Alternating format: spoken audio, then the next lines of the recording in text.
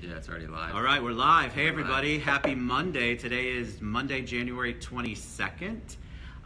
We are at episode 99, so we're going to party like it's 1999. I stole that from Tony. Welcome to the TED Show with my friend, longtime friend. We've been friends for a long time, Tony Dinova. Let us know that you can hear us or see us. I don't have my laptop up, so I'm going to try to use Tony's or try to be able to see your comments. So let us know you can hear us and see us. Rebecca, you're always good at that. Welcome to the show, man. Yeah, it's been growing too. I've noticed, like, since your first episode, it was kind of like, what is Ted doing? And I was like, nobody really knows what I'm doing. That's part of the problem. That was the whole reason to launch the show, because absolutely nobody knew what I do for a living. They thought I just sat up at the Citrus Club and drank. Well, and had a lot of business contacts. Nobody really knew it, and they probably still don't know. They probably don't, and I still get the same question. I'm like, what does that guy do? And I'm like, listen, he has a ton of business relationships. Like, it's all about relationships. So what he does doesn't really matter. It's all about the value you provide people, you know? Oh my God, especially I love that. The show, you know? Personal equity is the term for 2018 I'm going to keep using, and we're going to grow the TED Show. That's actually my goal for 2018. So as much as I love mortgages, that's my profession. I wasn't very great about talking about that on the show, and honestly, that's not what the show's about. So love me, do a mortgage with me. Love the show, work with my guests. So, well, I want to say thank you for allowing me to have the time you're on with you. I'm excited to have hopefully I can bring some value to some of the people that are watching. You're going to bring a ton of value to the people that are watching. I think so. It just really depends on what industry they're in, but some of the things that we want to talk about, or maybe some real estate. We want to talk about real estate, but I think I want to hear a little bit about your background, even though I know it.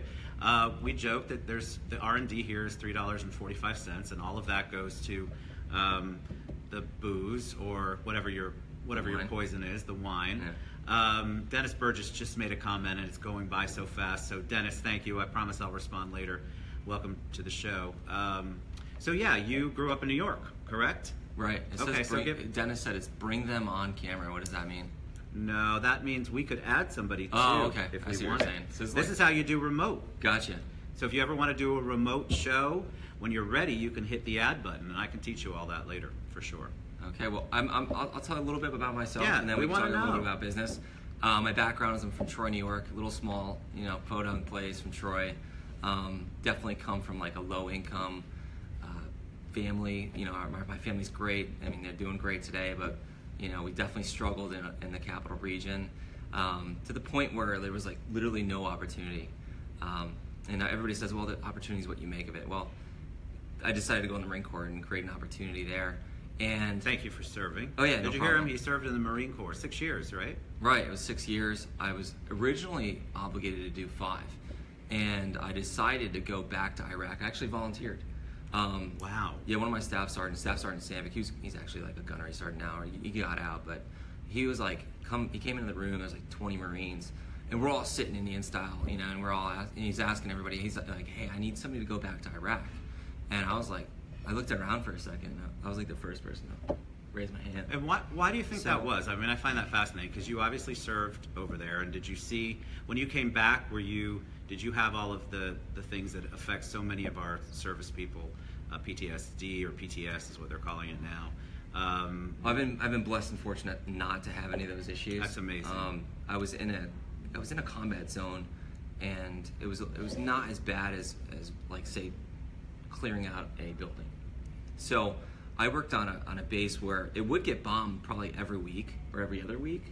During OIF, which is called Operation Iraqi Freedom, during the actual stay there, it got better and better. So at first, you were getting bombings every week on the base, and that was a little scary because you never knew where it was going to blast. And what was your role while you were over there? Because everybody's got a role.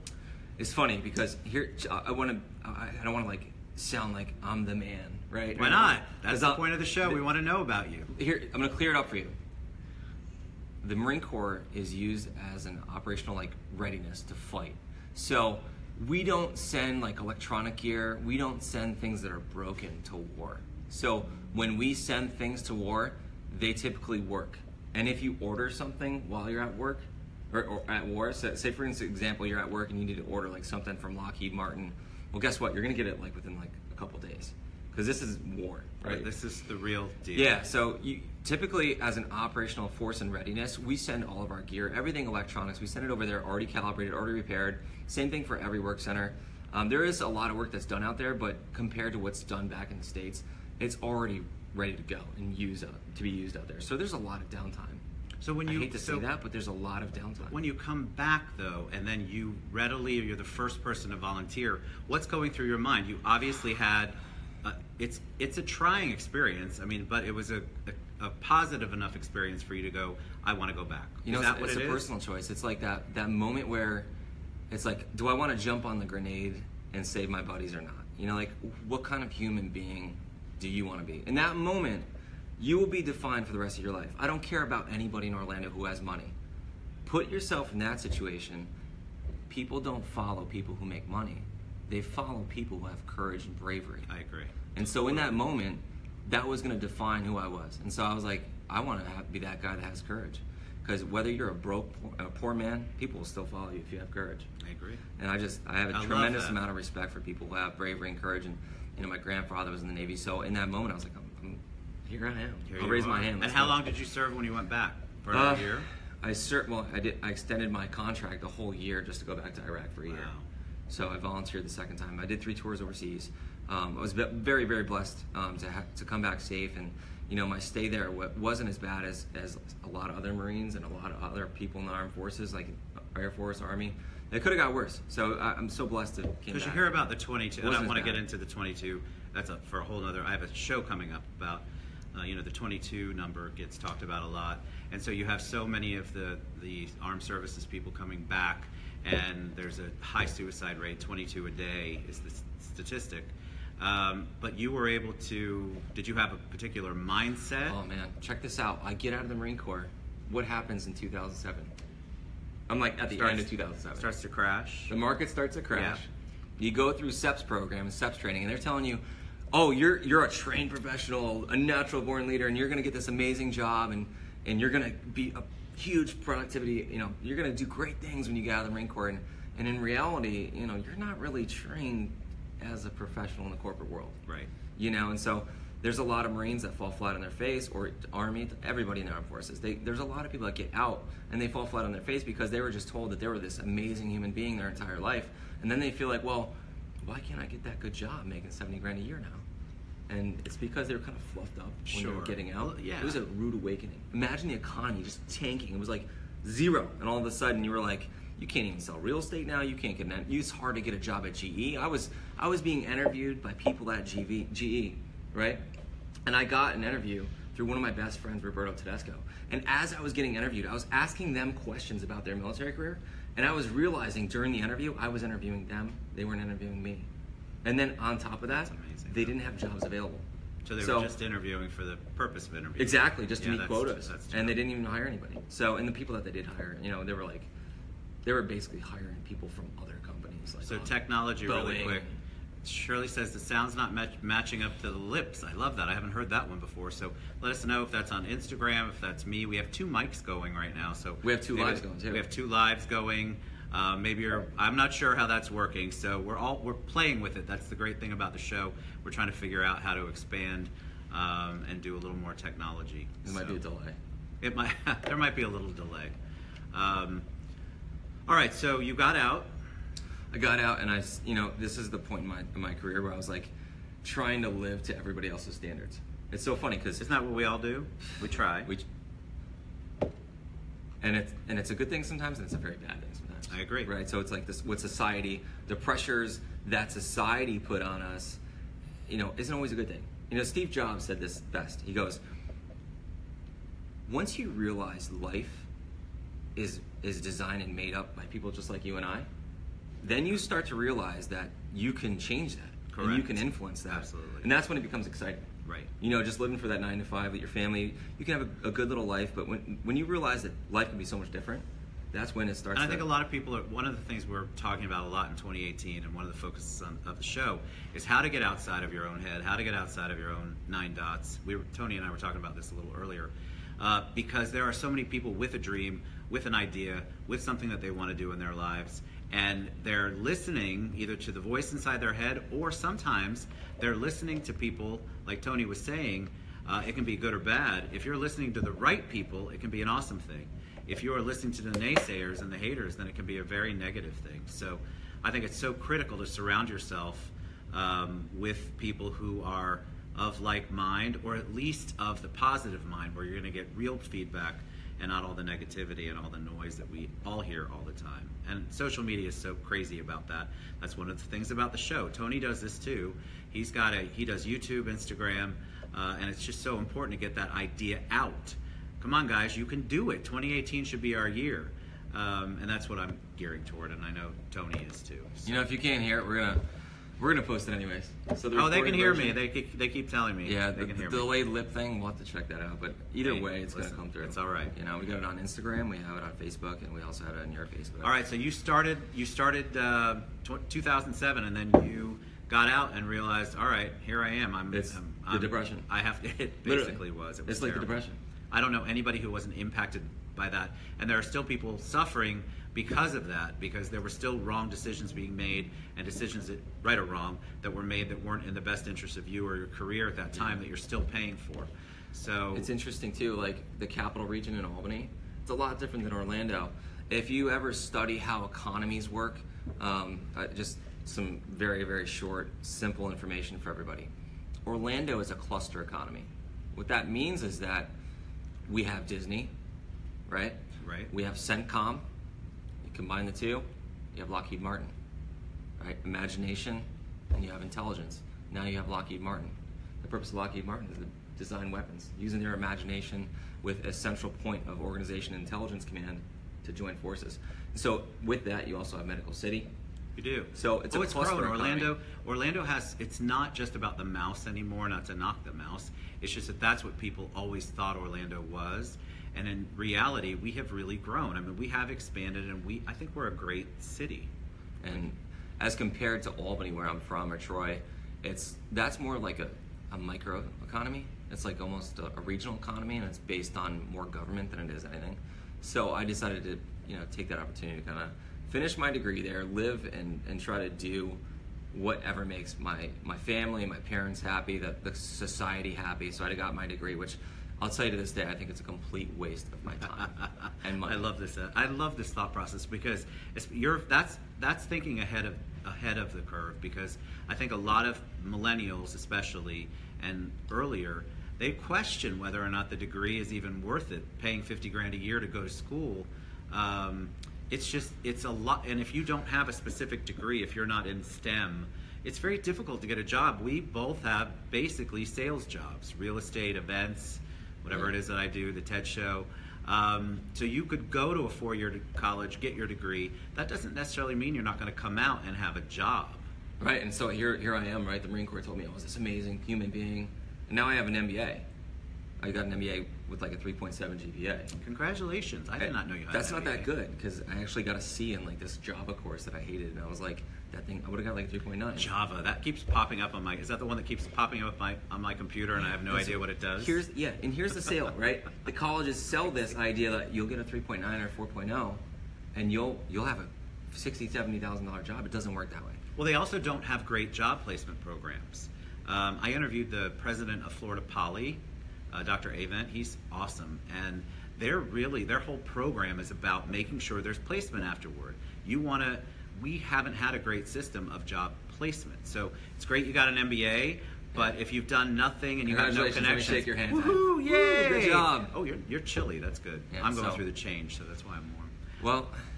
Well, from there, I came down to Orlando and I took a job working for a law firm, doing some intake paralegal stuff, and it was okay, but I promise you that after a year here, I hit rock bottom. It was awful. I was like $25,000. I'll share it. I don't care. Please share. I was $25,000 in credit card debt. I had a timeshare that was worth like $15,000 that I still owed on. And then I owed on my car and my student loans. Cumulatively, it was over $75,000 in debt. Wow.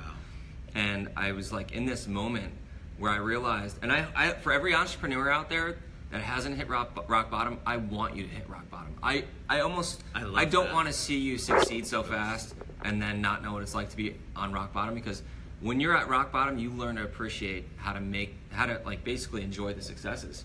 Right. and with modesty and with a little bit more of a meager attitude, because you have to be careful making investments. And when you're overzealous and arrogant, when you start making money, that's when you make mistakes. So when I was at rock bottom, I had this coming to Jesus moment where I was like, what am I going to do? I am lost. I am in so much debt. I didn't file bankruptcy, but I said, listen, I'm going to start my own company. It's overwhelming, right? Winter Park Events. I decided I'm going to start my own company. I like this thing called Winter Park Events. And I wanted to host events where people could communicate, have entertainment, have food, and I just really liked the service side of that. I liked serving people. So this whole like being able to serve people and make some money at the same time really seemed like the right business model. I didn't make a lot of money at first. Yeah, but here's my thing. When you started that, what I noticed was you were doing it in a way, you obviously thought it out as best you could, but you were doing it in a way that events had not been done in the city or in the area. Very classy events. You understood your target market. You were engaging with people like there was no ego involved, from my experience in the beginning, at all. And I think that is a great testament to you, and that's... It's so funny you say that. Listen, everybody that was at the events are like, why are you picking up garbage? Like, what do you think, I'm too good to pick up garbage? Exactly. It was like from day one. We talked about this. You have to set the example. You have to be willing to pick up garbage. How are you going to ask somebody else to pick up garbage if you can't do it yourself? Absolutely. You know, do you remember that? I absolutely so remember funny. it. No, I do. So but every time you came out with an event, or every creation that you had, every year you did it, or every time you did it the next year, you took all of the feedback, and that's what a lot of people don't do. They continue to do the same stuff, and it's still the same issues with each of their events. And you continue to grow based on the feedback that you had and based on the things that you saw could be improved with the events. And I think if you get your ego out of it, you'll realize that there are always ways to create a better experience.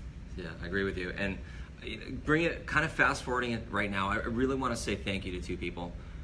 Right now, David Merritt is like the man. He was watching. Hey, David. Good. I'm hoping he's still watching, because David...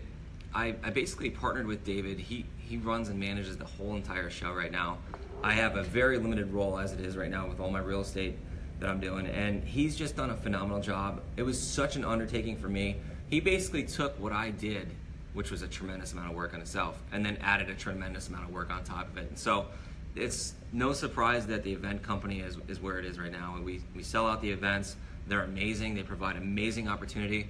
They do. And listen, I'm going to talk to you about event marketing for 1 second. I'm going to add this in there because I think people need to know. Please do. I'm not saying don't advertise in this digital market, but what I am going to tell you is that it takes your brand 15 times, 15, before they come and see you. That doesn't even mean they'll buy from you.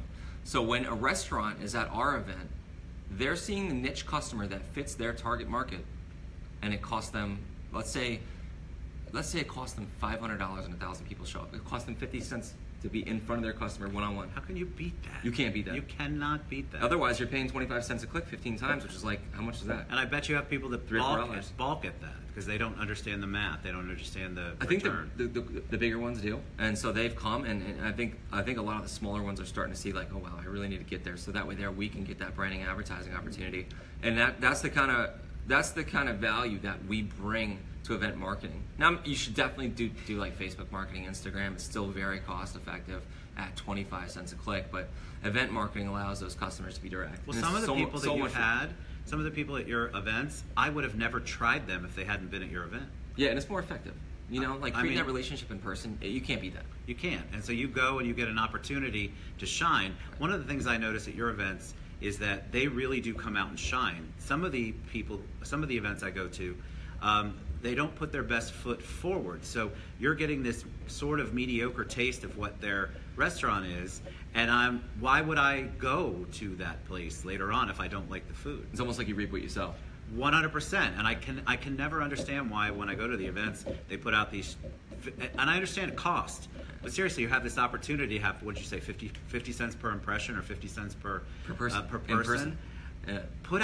Put your best foot forward when you are doing these kinds of events. Not just Tony's events, but any events. Right. Don't bring out the cheap stuff because you're trying to save money. This is your opportunity to shine, and sometimes that's the only opportunity you're going to get in front of those particular people who will want to come back and visit your place. We've been blessed to have some really great restaurants that are performing at a very high level, and we kind of go over what would be best for their business. It's almost like a consultant. I bet you are. We share that ahead of time. David especially does this more so than anything or anyone. He shares how to really brand your product the best and really engage the customers while you're there. So David, thank you so much. You've done a great job. You're awesome. And we want to praise you in public on here. The second person I want to say thank you to is my girlfriend, Diana. We love Diana. Diana Goldberg has been amazing. Probably going to be Diana Dinova someday soon. And you heard it here on the TED Show. I know, on the TED Show. Oh my boy, this is recorded. His doesn't have any booze in it. Mine doesn't either, allegedly. And so she's been very, very supportive. I have a crazy schedule with real estate, and she's always there for me and just sticks by my side. So She I'm very definitely has. You can tell when you guys are out and interacting that there's a support system there, which is what we all want. We want to have a support system. So she's awesome. I love her. So bringing transition into real estate. Bring it. Let's talk about real estate. Let's do it. Talk about you. How did you? Well, no, because you weren't. How long have you been in? He wants to talk about stats. I can share stats. What we want to know is what you're doing uniquely, and I think one of the things that you do.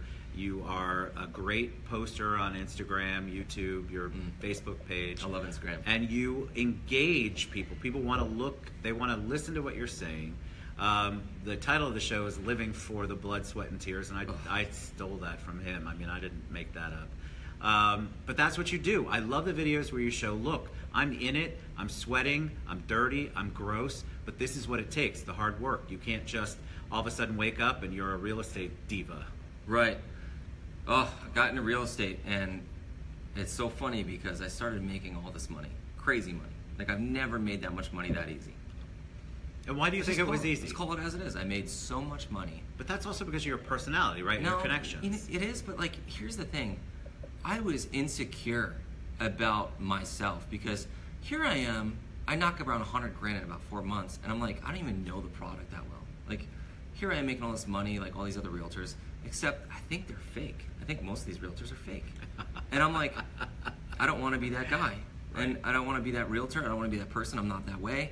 And so I was selling a product that I'm really good at sales, so I don't really want to sell something that I felt like I was doing a disservice to people. So what I just decided, I was like... That's your ethics and your integrity. The Marine Corps, it's all about the Marine Corps. It's like, I want to be able to be the most intelligent person out there when it comes to the product I'm selling. So I decided to get in the flip market and started flipping homes, and when I did that, I felt better about myself. So I could sell a house. Right now I could sell a house, and without any question in my mind, now this is just my opinion, I think I know more than 98% of realtors about the house itself. It means that I think I'm in the top 1 or 2% when it comes to the actual home, what it takes to build it, what the plumbing, the electric. From top to bottom, I've flipped a couple properties now, and we've gutted them from top to bottom, the tiling, the flooring. I could give you quotes on kitchens. I have my own cabinet line now. It's like, I would never want to sell that part. I would never want to sell a home and be that person or the guy or girl that's like selling something that they don't know or talking about, well, this is a $20,000 kitchen. How do you know that? Have you ever built one? Right. Have you ever designed one? What have you done to say that? Correct. I can say that. I can quote you within a couple $100. Again, because I can order the cabinets right now for you. You I can order, get it. You know, that's that level of knowledge that you have to have. I agree. And if you don't have that, you're just a fake person just talking about something that you really don't know much about. Well, I think because you rolled up your sleeves and got dirty, you understand it. So when he's talking about cabinets or he's talking about a house, and Tony can actually look at it, and he can see where the flaws are, where things can be. He's got the vision because, like you said, we, meaning you and whoever your team is, gutted a house from the ground up. You rebuilt it, and that is so important. I think it's so. Oh, Dennis Burgess says, "Got to be bold," is what he says. I don't know.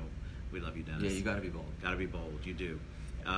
But that is so important because you're bringing an expertise to your clients, your sellers and buyers that a lot of real estate professionals don't have. Yeah, and I think it wasn't about the money. If it was, I just would have kept selling real estate. I would have made another $100,000. I would have sold $10 million in real estate, and that's not the objective for me. My objective is to really just learn about the product, be the best at it. I already proved that I could sell that much, so it wasn't really like, oh, I got to prove to my peers. First year in real estate, I think I knocked it out of the park. So I was like, I don't need to prove anything to anyone here in my arena. I need to prove to myself Sure. What I can do for myself and the clients, and I don't ever want to sell a product that I didn't know much about. I just feel like now that I have the expertise and the knowledge, I feel very good about walking into a home and talking to a customer and saying, hey, listen, this is a good choice, or that's a bad choice, or this is what we need to do here. This is our approach for the offer, because this is the obstacles that we have to overcome to remodel it and fix it up. This AC costs you $7,000. How many tons does this one cost? How many tons does that one cost? It's just a click of a button. I got all the contractors. I have the AC guy, the floor guy. I mean, it's insane. Because you've built up a team over time. Now, what do you think the challenges are in the market right now? It's unprecedented. It's going to be a race to the bottom with the new tax cut. I was just talking to one of the senior engagement explain what that means for the Department of Commerce. A race to the bottom. So we just cut taxes down to 21%. So there's going to be a lot of countries competing and racing to reduce the cost of their products, and it's going to be a race to the bottom for profits. So while we have made while we've made the tax cuts mean nothing unless that money goes back into R&D. Right. So you can be a corporation, but unless you're putting like 20 million back into the research and development of the new and best product out there, in this global economy, you're going to fail. So you don't want just the average American just to have more money for this whole purpose of purchasing cigarettes at Walmart. This is the point. We don't want that. Great, you work your job, that's not what we want. We want that person, that small entrepreneur, the small business owner like yourself, right, to have the extra $2,000 and say, you know what, maybe I can do some advertising, maybe I can build my business, maybe I can grow it. That's where the tax incentives could go and lead to. But based on what the market's telling us and based on the advisors and the actual economy, what they're saying is that it's actually not going to help us out as much as we think, because those tax cuts aren't necessarily going to be put back into the universities, and how those companies are going to work with universities to build better products like cell phones and cars. So all the technology that we have is somewhat intertwined with government and Agreed. Universities. Sure. So especially here. Actually, yeah, Orlando's got this a giant technology boom. UCF incubator. UCF incubator research. UCF Research Park. I think it's just amazing what we're doing. It's funny because everybody talks about like Facebook. Like, didn't Mark Zuckerberg hack into He did. Universities? This is a quasi-local government Agreed. account to create his business. So in some way or another, even though that was like him individually doing that, he actually used the government or the local government to. I mean, it wasn't like the actual governor, like the secretary. Correct. But it was the actual university that he tapped into, which works with the local government. So what are your goals for 2018? 2018, here's what I want to do. I'm trying to buy some properties. I'm trying to, instead of building or just selling for clients, I'm trying to produce residential income. So I want to have 5 units by the end of this year. That's my goal. And I think I'm going to have 2 units by the end of March. And if I can get 5, I'll be happy with that. Who knows where it goes, And what kind of words of wisdom do you want to leave? Because we're already at 30 minutes, if you can believe it. My God. I know. And I had to look at my watch. Sorry, guys, I never look at my watch, but I can't. It's not. I don't have my laptop up to see the time. So, words of wisdom. I wrote this. Some words of wisdom. The purpose of the quote was, live for the tears and the sweat and the blood. Everybody wants to taste of success. I can tell you so many times I hear these entrepreneurs, I have this great idea. I'm gonna be the man. I'm gonna be the next big thing. I'm gonna be, I'm gonna do this. I'm gonna do that. Well, you ain't gonna do anything if you don't work weekends. Ready? The same people Agreed. are not working weekends. I agree. You won't make it. If you think that you're gonna do well in business because you read a book called The 4-Hour Workweek, let me tell you something about Tim Ferriss. The reason Tim Ferriss is successful because he knows how to advertise to millennials. There's no such thing as a 4-hour work week unless you get sponsored by Tony Robbins or Gary Vaynerchuk or Ty Lopez to profit in combination with him promoting your book. Does that make sense? You will never be a success unless you put the time in. And there's a lot of entrepreneurs out there and there's a lot of competition. Words of wisdom: work hard, enjoy the taste of the blood, sweat, and tears, because when you actually succeed, the taste is that much sweeter of success. I love that. I mean, I couldn't agree with you more. I think a lot of people look at people like you and think, oh my God, he's made it, he's done great. Yeah, what happens someday? He has Winter Park Wine and Dine, that Winter Park name in there seems like you. What happens someday if I'm like worth millions? Who knows what I'm going to be worth? But here's the thing: you have all these people that are willing to take away your shine. I agree. They're going to look back at those videos like that guy worked for it. You know, and that's the example you have to set. Everything you do, you work for. If you want to get ahead, same thing with you. You do the same thing. If you want to get ahead, you have to set the example. First, one of the Marine Corps leadership principles. You have to set the example, because that way, people will respect you. And yeah, they might not like you all the time, but they will respect you. No, you're going to have your haters, and that's the other thing Tony was talking about, and then we'll wrap it up. I honestly think that you have to look at who you are surrounding yourself with, because there are so many naysayers, and if that is all you're surrounded, that's all you are working with, or that's all you socialize with, you spend time with. I forget what the quote is, but it has something to do with you're the accumulation of the 5 people you spend your most time with. And there's some truth to that, because if all you have are people telling you how awful it is, you can't do anything, the economy's bad, that's a stupid dream, then you need to find some new people to talk to. Yeah, I don't really have that many people in my life that say that. No, I don't have. I purge. That's one of my. No, I am purging this year. Purge. You have to purge. You have to get Everybody's these people gonna be out with the purge. Yeah, the hashtag purge. I did it on. I actually talked about it today on the That's when so I posted funny. the week, because honestly, you have to get those people out of your life, or you have to mindset. You have to not listen to them. Go ahead. We've been doing some like promotional stuff on Instagram. Like a lot of people have like give me criticism. Like, what are you doing on there? Like, trust me, I'm not talking to hear myself. Right. I have better things. Literally. I mean, as much as you all think financially, things that are better to do with my time than to do that. Yeah. The purpose of TED, the purpose of what we're doing, any media thing related, is provide value. It's just like share. Hey, listen, I figured out how to go from 0 to this, and I know that you could do it the same way. All you have to do is apply yourself and do these steps. We're trying to share the steps. That way there you can be in control of your time. You don't have to worry about somebody 9 to 5 being on your back as a supervisor. You can manage your own time. Any employer out there, if you weren't worth more than what you were getting paid, you would be fired. Plain and simple. Agreed. So you're already worth more than what you're getting paid at work. All right, you've been a joy, man. I knew you would be. You're awesome. So we're going to post all of Tony's contact information.